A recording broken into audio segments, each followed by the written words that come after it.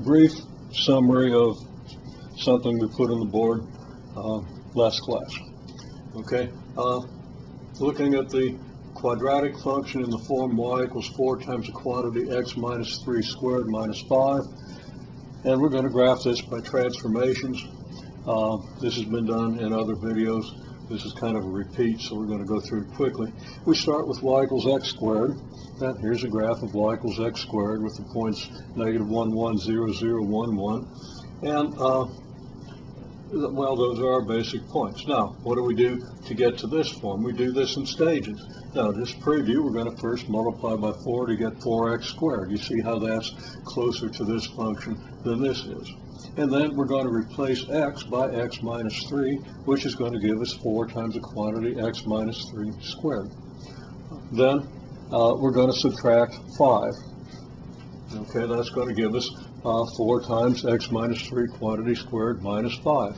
Now, what does each of those steps do to the graph? Well, when we multiply x squared by 4, that's going to increase the y value by a factor of 4, so that the y value 1 at the negative 1, 1 is going to become 4. So the 1 becomes a 4. The 0 stays 0 because 4 times 0 is 0. This 1 will also become a 4. And that's going to have the effect on the graph of, see an error here, just that's something I wrote down carelessly, of transforming the negative 1, 1 to negative 1, 4, because, of course, 1 is the y value, and we've multiplied it by 4. Similarly, 1, 1 will become 1, 4. 0, 0 will remain 0, 0, because, again, 4 times 0 is 0. Okay, next step, we replace x by x minus 3. Now, we've done an explanation of this. They're on previous videos. When you replace x by x minus 3, then, in order to get the same value of y, x is going to have to be 3 units greater to make x minus 3 the same as what x was in a previous step.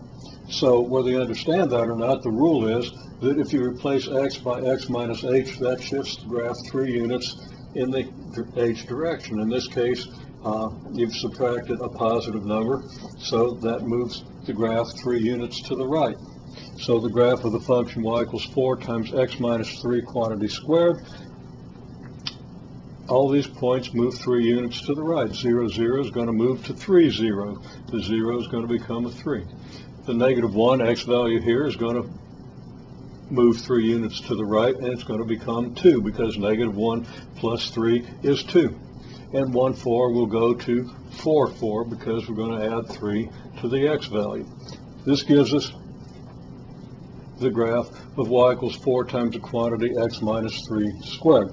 And then finally we subtract 5, which has the effect of reducing every y value here by 5, so that the 4 becomes negative 1, the 2, 4 will become 2, negative 1, the 3, 0 will become 3, negative 5, the 4, 4 will become 4, negative 1, and now we have the graph of our function y equals 4 times x minus 3 quantity squared minus 5.